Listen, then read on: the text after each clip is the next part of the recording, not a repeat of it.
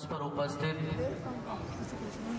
मेरे मार्गदर्शक और जीवन के प्रेरणा स्रोत रहे परम पूज्य स्वामी जी महाराज, स्वामी सदानंद जी, और मुझे विचारों से, संस्कारों से, आचार से, व्यवहार से जन्म देने वाले इस भूमि के कुल पिता, जिनका स्मरण मात्र भावुकता का प्रतीक है, आचार्य जी, एवं समस्त विद्वत मंडल, पूजनीय वंदनीय मातृशक्ति एवं आर्य भद्र पुरुषों। भारतीय संस्कृति में एक महत्वपूर्ण बात कही गई जिसको हर विद्वान ने लगभग प्रमुखता से उठाया है। उत्तिष्ठत जागृत प्राप्य वरानि बोधत।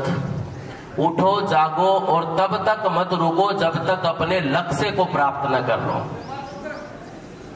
और उसके मूल में एक व्यवस्था दी गई। हर चीज की एक व्यवस्था है। व्यक्ति का अगर आपको निर्माण करना है तो उसके लिए एक व्यवस्था दी गई जिसका नाम आश्रम है। समाज को अगर बनाना है तो उसके लिए एक व्यवस्था दी गई जिसका नाम वर्ण है। लेकिन जब भी ये व्यवस्था इधर से उधर होती है तब अव्यवस्था पैदा होती है, और अव्यवस्था से समाज के अंदर एक भीषण प्रकार की समस्या आकर के खड़ी हो जाती है, और वो समस्या है अराजकता की। अराजकता के मूल में क्या है? अराजकता के मूल में व्यवस्था का अभाव है, और वो व्यवस्था बहुत बेहतरीन तरीके से हमारे यहाँ के जो सन्यासी थे, आचार्य थे, हमारे यहाँ के जो ऋषि थे, उन्होंने बनाई थी।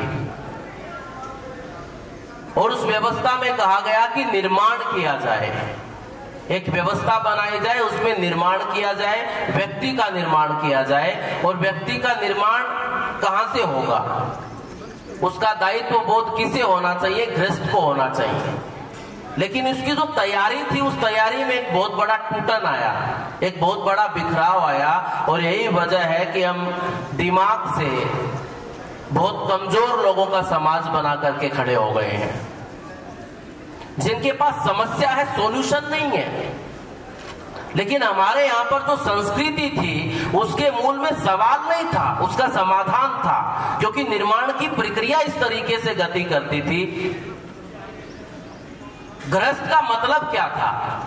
गृहस्थ का मतलब यह हुआ करता था कि जो व्यक्ति मन का टिका हुआ आदमी है, जिसका मन के ऊपर संयम है, वो गृहस्थ में जाए। लेकिन आज हमारे समाज की व्यवस्था क्या बन गई है?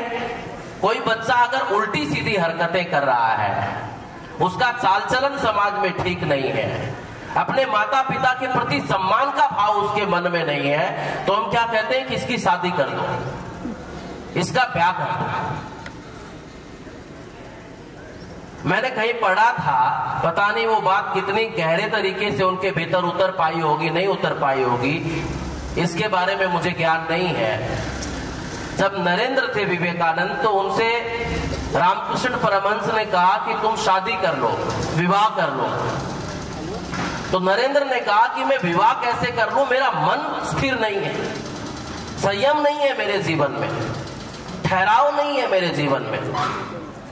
तो गृहस्थ जो है वो संयम का विषय है, स्थिरता का विषय है, गंभीरता का विषय है, और उसके लिए प्लानिंग हुआ करती थी। लेकिन अब पूरे का पूरा जो सिस्टम चला वो बगैर प्लानिंग के चला। और यही वजह है कि आज क्रिसमस के दिन पूरे देश के बच्चे सांता क्लॉज बन करके घूम रहे हैं। उसके मूल में क्या है, ये आपने कभी जानने की कोशिश की? उसके मूल में ये है कि जो तैयारी की जानी चाहिए थी, जो इस प्रकार के संस्थानों के माध्यम से होती थी, जो एक व्यवस्था हुआ करती थी, और वो व्यवस्था क्या थी? एक माता पिता व्यवस्था करते थे उत्तम संतान की। और व्यवस्था जब बिगड़ती है, अगर माता की व्यवस्था बिगड़ती है, पिता की व्यवस्था बिगड़ती है, तो संतान अच्छी नहीं हो सकती। किसी संस्था की व्यवस्था अगर बिगड़ती है तो संस्था नष्ट हो जाएगी।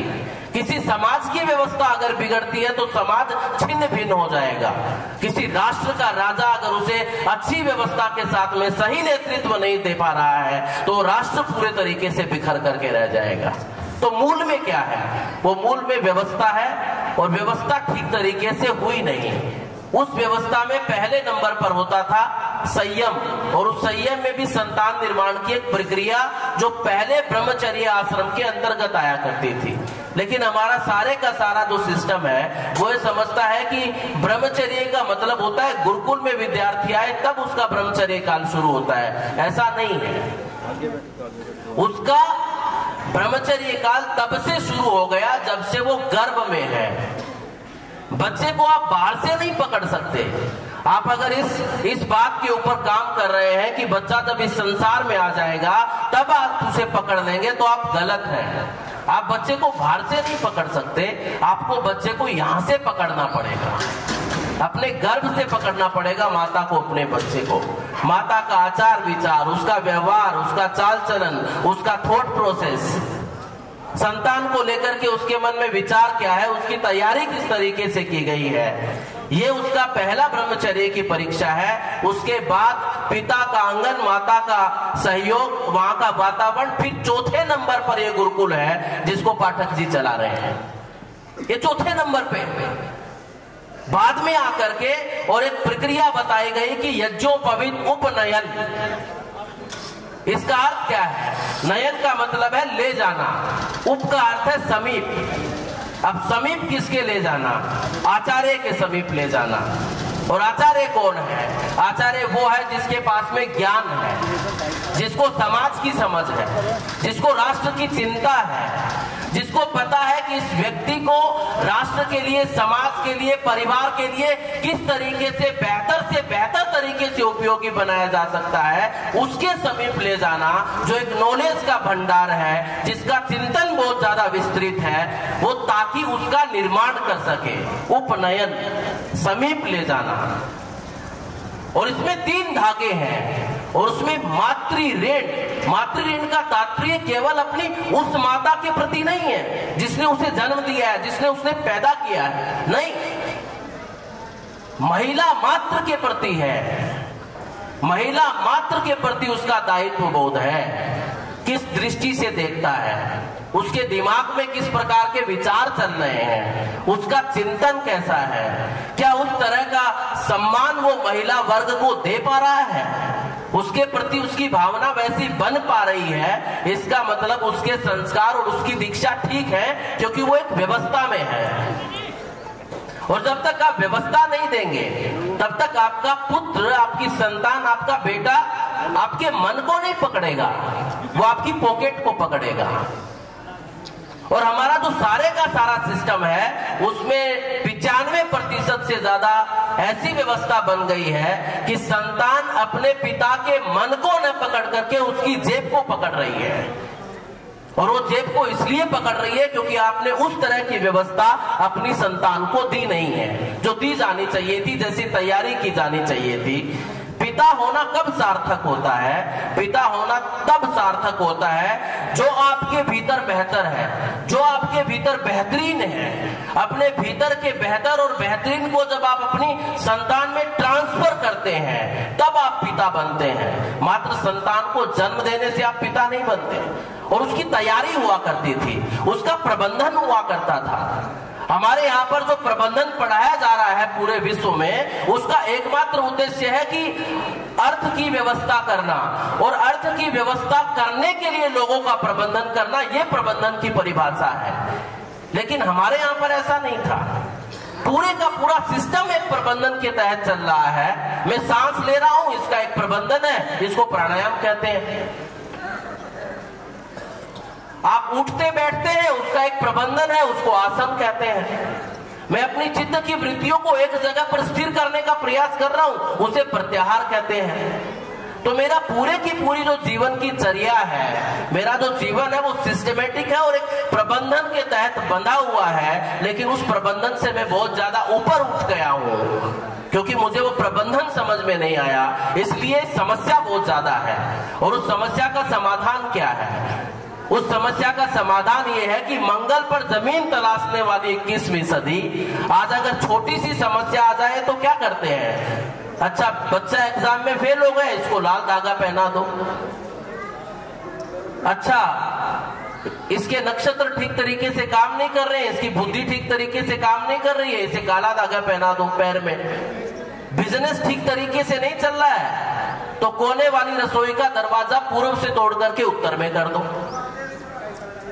जैसे जैसे साइंस और टेक्नोलॉजी ने अपनी पैठ बढ़ाई है उतना उतना धार्मिक तरीके से हम कितने ज्यादा पीछे चले जा रहे हैं उसका अंदाजा भी हमें नहीं है, क्योंकि हम जो पीढ़ी दे रहे हैं वो समस्याओं से भरी है, सॉल्यूशन से भरी नहीं है।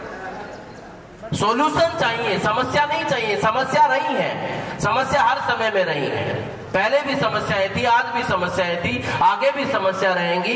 लेकिन हमारे यहाँ पर जो निर्माण किया जाता था गुरुकुल के माध्यम से, जब वो आचार्य के संपर्क में बच्चा आता था तो उसको सॉल्यूशन दिया जाता था, समस्या नहीं दी जाती थी।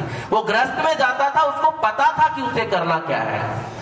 उससे पहले जब वो संयम पूर्वक अपने जीवन को जीता था तो उसे पता था कि उसे करना क्या है और उसकी तैयारी करवाई जाती थी। और उस तैयारी में जब वो गृहस्थ आश्रम में प्रवेश करता था, ब्रह्मचर्य आश्रम के बाद अध्ययन की अपनी अवस्था का निर्वहन करने के बाद, तो उसे इस बात का भान होता था कि उसे व्यवस्था करनी है। और व्यवस्था किसकी करनी है? वानप्रस्थियों की करनी है, व्यवस्था सन्यासियों की करनी है, उनकी जरूरतों की व्यवस्था करनी है और इस समाज की व्यवस्था करनी है। और जो कुछ उसने अर्जित किया है राष्ट्र के बारे में, समाज के बारे में, स्वयं के प्रबंधन के बारे में, उसको ट्रांसफर करना है अपनी संतान तक। और उसके बाद उसे तैयारी करनी है और वो तैयारी गृहस्थ को पार करके वानप्रस्थ की करनी है। और ये परंपरा बहुत पूरे तरीके से टूटी, जो हमारे यहाँ पर व्यवस्था की एक परंपरा बनाई गई थी। और वहां पर उस व्यवस्था में बात बोली गई कि जब एक अवस्था हो जाए तो उसके बाद आप वानप्रस्थ में जाओ। लेकिन उससे पहले जब गृहस्थ में बात करते हैं ऋषि दयानंद, ईश्वर का प्रकरण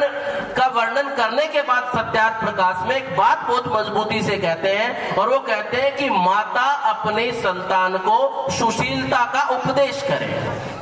ये बात कहते हैं, माता अपनी संतान को सुशीलता का उपदेश करे, उसे बताए।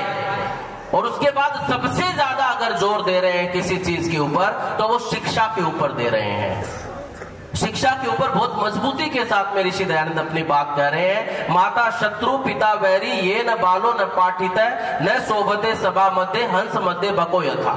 अगर किसी संतान का शिक्षा के क्षेत्र में उसके माता पिता प्रवेश नहीं करवा पा रहे हैं आचार विचार व्यवहार के तौर पर, तो यकीन मानिए कि वो संतान के सबसे बड़े शत्रु हैं, सबसे बड़े वैरी हैं। तो हमें अपनी जड़ों की तरफ लौटने की जरूरत है। जो एक व्यवस्था थी यहाँ पर हमारे समाज में, ऋषियों ने चिंतन करके बनाई थी, गहन अध्ययन करके बनाई थी, उस परंपरा की तरफ लौटने की जरूरत है। अपनी संतानों को सही तरीके से शिक्षित करने की जरूरत है, आचार व्यवहार और बर्ताव के ऊपर नजर डालने की जरूरत है, ताकि वो आगे जाकर के बिखरे नहीं। समाज के साथ में, व्यवस्था के साथ में, कंपनियों के साथ में वो स्वयं का प्रबंधन कर सके। अगर आप इतनी कृपा अपनी संतान के ऊपर तैयारी करते हैं, आगे जाकर पूरे तरीके से उस व्यवस्था में अपने आप को उतार पाते हैं, तो उससे समाज भी तरक्की करेगा, राष्ट्र भी तरक्की करेगा और पूरे विश्व में एक अच्छा संदेश आएगा।